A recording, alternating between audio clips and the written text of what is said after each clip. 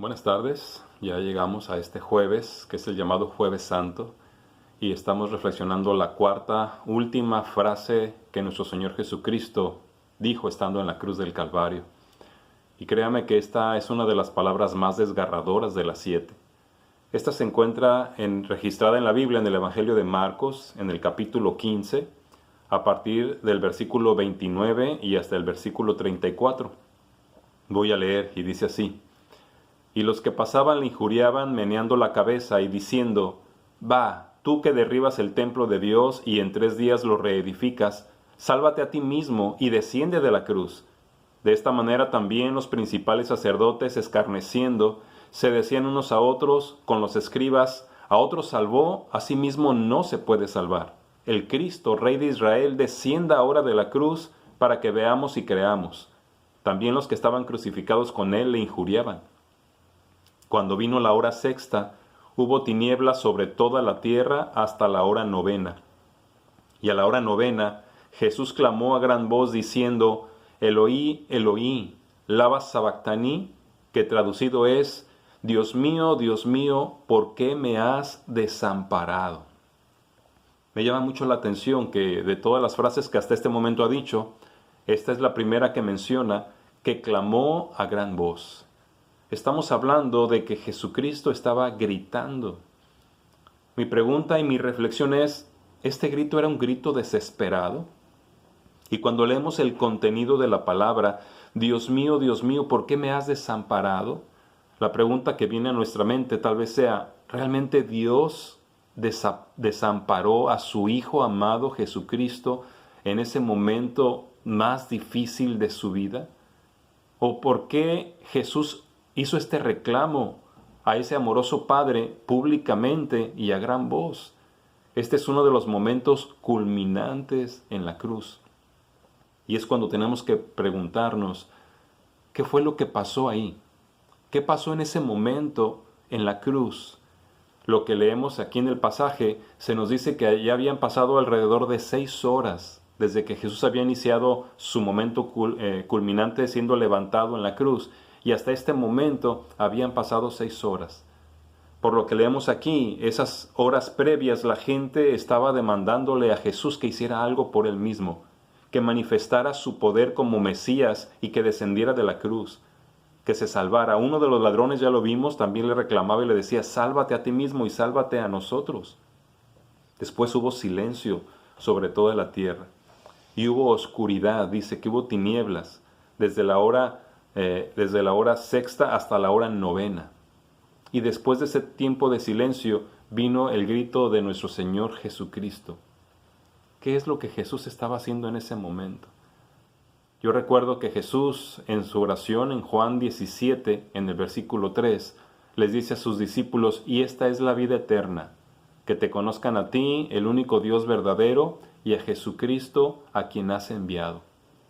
¿Sabe qué era el anhelo más grande de Jesús para el ser humano? Y sigue siendo para usted y para mí ese anhelo de Jesús: que conozcamos a Dios el Padre y también a Él, Jesucristo, como su Hijo, para que tengamos salvación, porque finalmente esa es la vida eterna.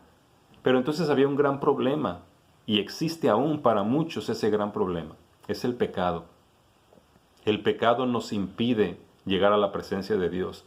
El pecado nos impide tener una relación con Dios. Por lo tanto, el pecado nos impide llegar al cielo en su momento, a la presencia de Dios. Porque Dios es un Dios santo, triplemente santo, y el pecado no puede estar donde está Él. Así que el problema siempre ha sido el pecado en nuestras vidas, el pecado en la humanidad.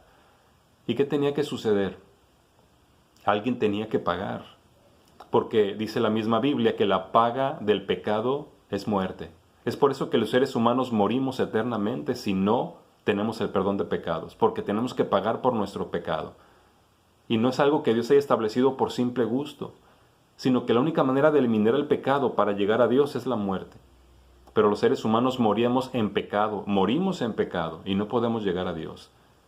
Alguien tenía que pagar, pero ese alguien tenía que ser alguien santo, alguien puro, alguien sin pecado, para que su muerte se hiciera efectiva a los que han pecado, pero que Él no la necesitara, y no había nadie. Por eso fue que Dios, amando al mundo, envió a su Hijo Jesucristo.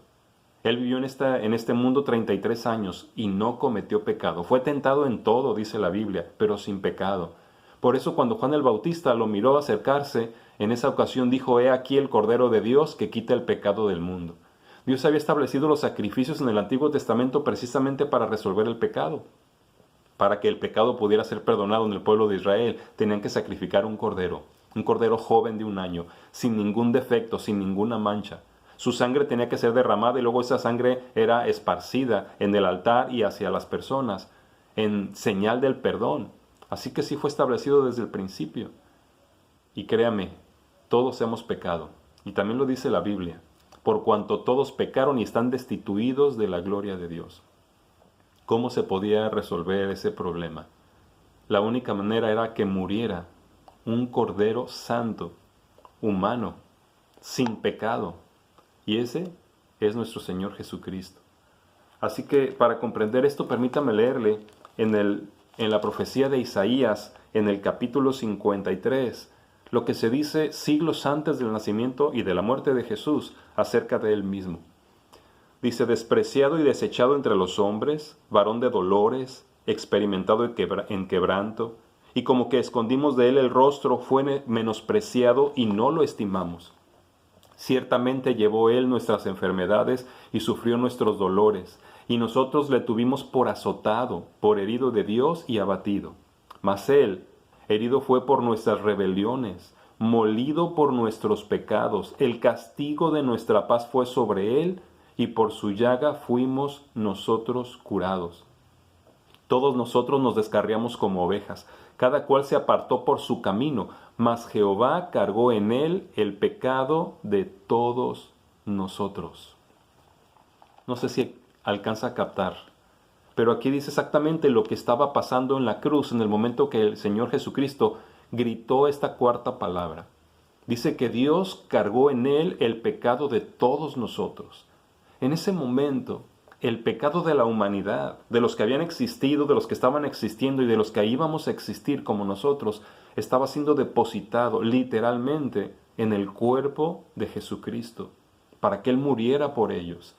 Y la Biblia nos dice también en Isaías capítulo 59, versículo 2, que nuestras iniquidades, que nuestros pecados han hecho división entre nosotros y nuestro Dios, para que Él no conteste nuestra oración.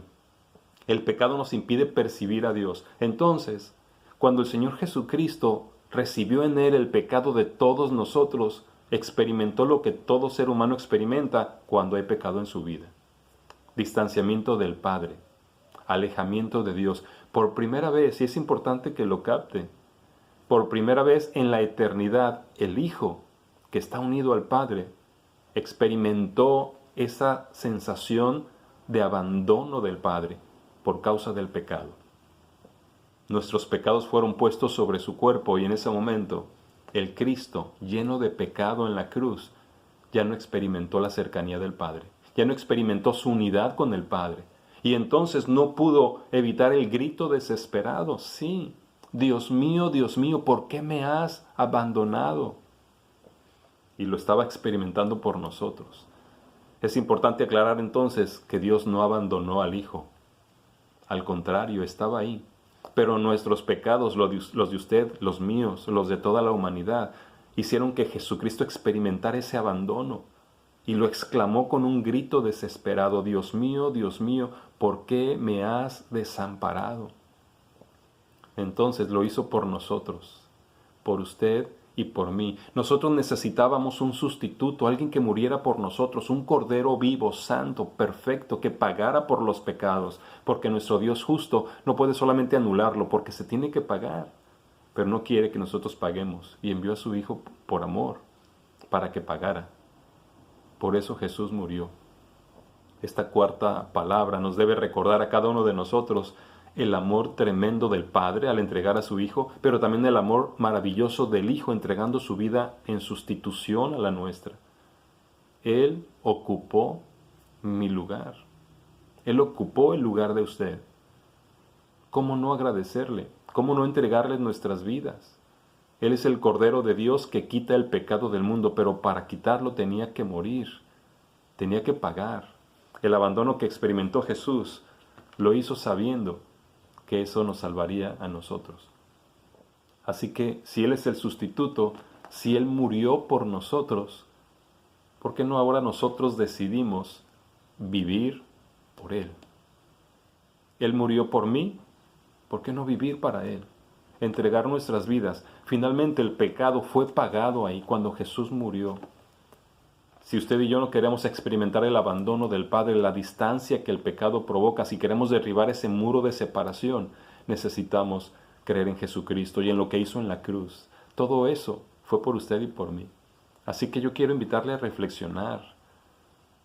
Crea en Jesucristo como el Hijo de Dios, el que murió en la cruz del Calvario y lo hizo por usted. Todavía ni nacíamos, pero estaba muriendo por nosotros. Todavía ni habíamos pecado, pero ya estaba pagando por nuestros pecados. Créalo, recíbalo en su corazón, rinda su vida al señorío de Jesús. Si Él murió por usted, viva usted para Él. Mientras escucha el siguiente canto, siga reflexionando en esta gran verdad y en esta palabra tan dura. Es la palabra del abandono. Y entonces, entréguese al Señor Jesucristo. El Señor le bendiga.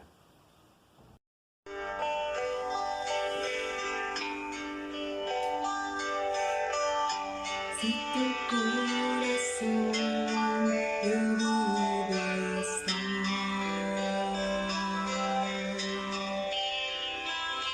y te duele tanto que no sabes qué hacer, y tú crees que eres el único que se ha sentido así. Hay uno que herido fue aún más que tú. Él murió en aquella cruz, murió por ti, por mí. Su amor hacia la humanidad no se puede concebir. La muerte que el Señor sufrió, clavado de esa cruz, la sufrió porque nos amó a ti y a mí.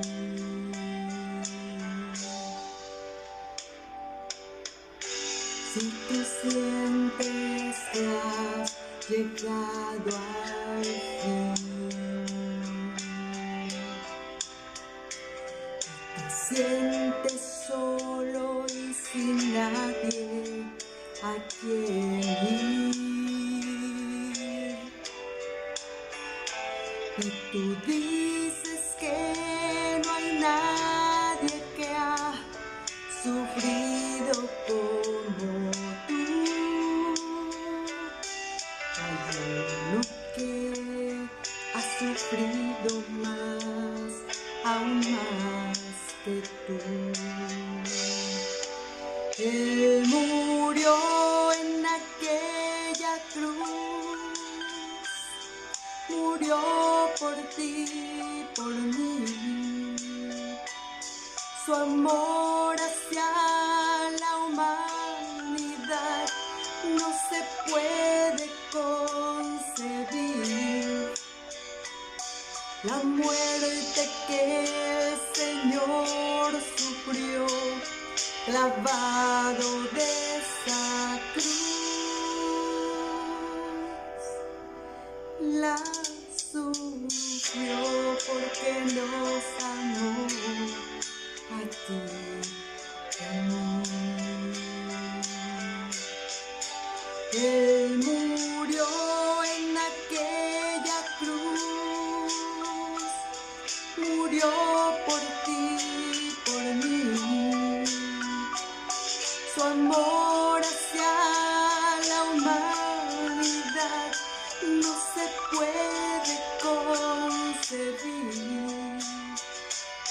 La muerte que el Señor sufrió, clavado de esa cruz. La sufrió porque Él me amó. La sufrió porque Él te amó. La sufrió porque nos amó.